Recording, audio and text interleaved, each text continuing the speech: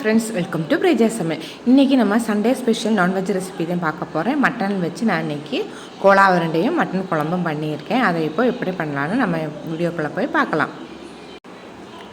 மார்னிங்கே இட்லிக்கு கறி குழம்பு தான் பண்ண போகிறேன். ஃபஸ்ட்டு நம்ம இட்லி பாத்திரத்தை அடுப்பில் வச்சுக்கலாம். தண்ணி நல்லா காயட்டும். அதுக்கப்புறம் நம்ம இட்லி ஊற்றி வச்சுக்கலாம். அதுக்குள்ளேயும் குழம்புக்கு தேவையான வெங்காயம் தக்காளியை கட் பண்ணிக்கலாம். இன்றைக்கி நான் 2 பெரிய வெங்காயம் 3 தக்காளி எடுத்திருக்கேன். இதை இப்போ நல்லா க்ளீன் பண்ணிடலாம். அதுக்குள்ளேயே நம்ம இட்லியையும் ஊற்றி வச்சுக்கலாம். இட்லிக்கு கறி குழம்பு ரொம்ப டேஸ்டியாக இருக்கும், ரொம்ப சூப்பராக இருக்கும். பிள்ளைகளுக்கு அதெல்லாம் ரொம்ப பிடிக்கும். அதனால் இன்றைக்கி அந்த மாதிரி பண்ணியிருக்கேன். இப்போ எல்லாத்தையும் கட் பண்ணியாச்சு. இதோட கொஞ்சம் தேங்காவை நான் எடுத்து வச்சுருக்கேன். கூட 5 முந்திரி பருப்பையும் சேர்த்துறேன். இது எல்லாத்தையும் நல்லா நம்ம அரைச்சி எடுத்துடலாம். பச்சையாகவே அரைச்சிக்கலாம்.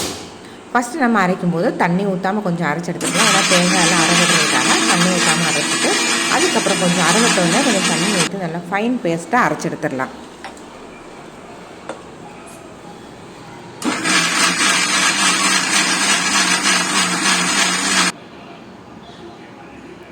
இப்போ நல்லா அரைச்சி எடுத்தாச்சு. நல்லா அரைவிட்டு வந்துருச்சு.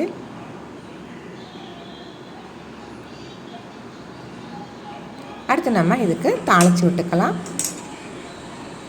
குக்கர் அடுப்பில் வச்சுட்டு இதில் ஆயில் சேர்த்துக்கலாம். நான் எப்போதுமே மட்டன் குழம்புக்கு கடலை எண்ணெயிலே செய்வாங்க. கடலை எண்ணெயில் செய்யும்போது நம்மளுக்கு டேஸ்ட்டு ரொம்ப நல்லாயிருக்கும். எண்ணெய் காய்ச்சது இதில் 1 ஸ்பூன் அளவுக்கு சோம்பு, கொஞ்சம் கருவேப்பிலை சேர்த்துக்கலாம்.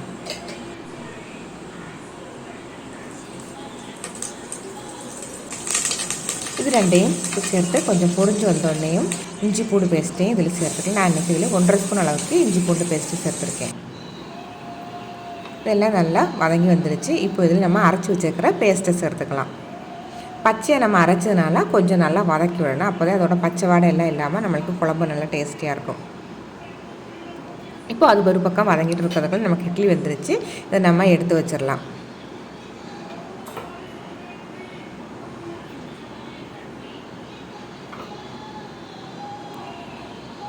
நம்ம இட்லியெல்லாம் எடுத்துகிட்டு அடுத்த ஈடு ஊற்றி வைக்கிறதுக்குள்ளே நம்மளுக்கு தக்காளி வெங்காயம் நல்லா வதங்கிருச்சு.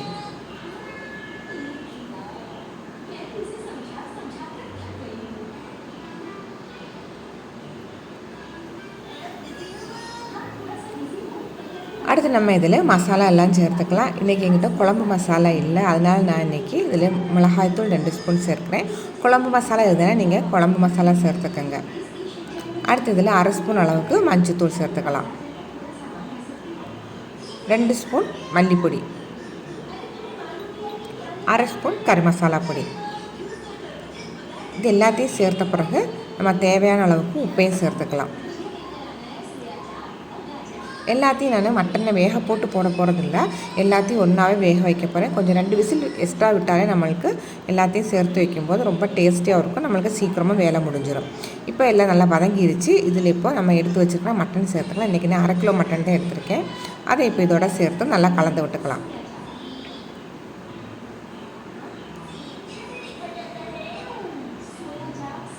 இப்போ மட்டனுக்கு தேவையான அளவுக்கு தண்ணியை ஊற்றிடலாம்.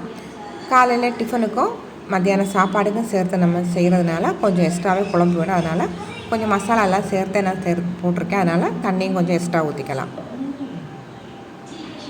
இப்போ எல்லாத்தையும் ஊற்றிட்டு உப்பு உரப்பெல்லாம் பார்த்துக்கோங்க. பார்த்துட்டு வேணும்னா இந்த ஸ்டேஜில் சேர்த்துட்டு நம்ம மூடி வச்சிடலாம்.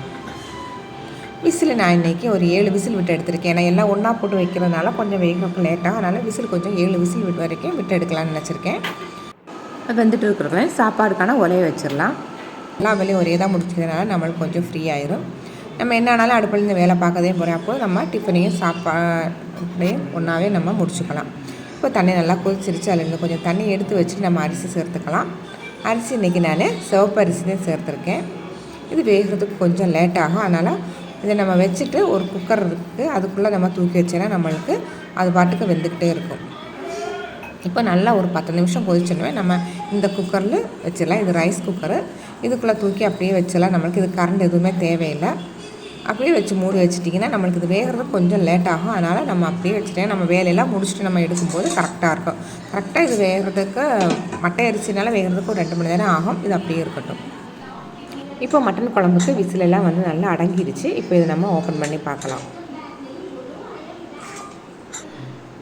குழம்பு இங்கே சூப்பராக ரெடி ஆயிடுச்சு. நல்லா வெந்துருச்சு. மட்டனையும் நல்லா வெந்து சூப்பரான மட்டன் குழம்பு இங்கே ரெடி ஆயிடுச்சு. இல்லை கொஞ்சோண்டு புதினா கொத்தமல்லி நறுக்கிறத மட்டும் போட்டேன்னா மட்டன் குழம்பு இங்கே ரெடி.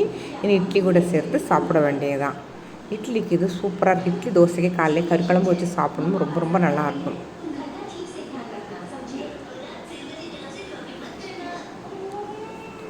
இப்போ காலையில் டிஃபன் வேலை எல்லாமே முடிஞ்சு எல்லாம் சாப்பிட்டெல்லாம் முடிச்சுட்டேன். அடுத்து நம்ம மத்தியானத்துக்கு மட்டன் கோலா உருண்டை செஞ்சுக்கலாம்.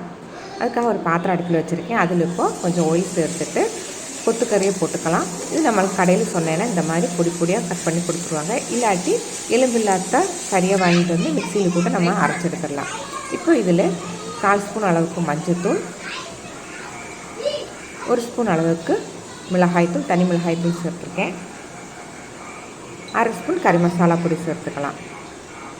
இப்போ இதுக்கு தேவையான அளவுக்கு உப்பு எல்லாத்தையும் சேர்த்த பிறகு நல்லா மிக்ஸ் பண்ணி விட்டுடலாம். இதில் தண்ணி ஊற்ற தேவையில்லை. இதில் இருக்கிற தண்ணியே நம்மளுக்கு மட்டன் நல்லா வெந்து வந்துடும்.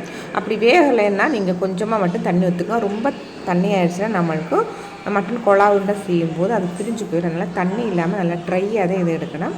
இதை இப்போ நம்ம மூடி வச்சு வேக வச்சிடலாம். நமக்கு ஒரு 1/2 ஹவரில் இது நல்லா வெந்துடும்.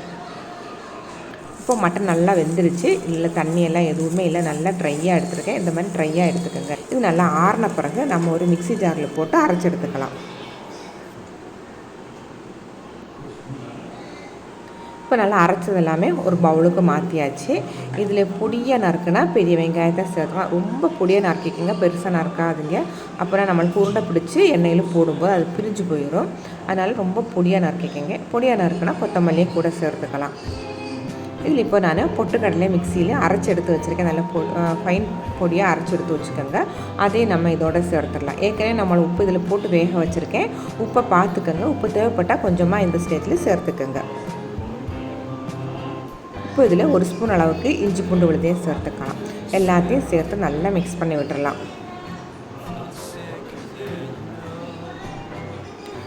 எல்லாம் மிக்ஸ் பண்ண பிறகு நல்லா உருண்டை பிடிச்சிக்கலாம். உருண்டை பிடிக்கும்போது சின்ன சின்ன உருண்டையாக எடுத்து நல்லா ப்ரெஸ் பண்ணி அமுக்கி நம்ம பிடிச்சிக்கலாம்.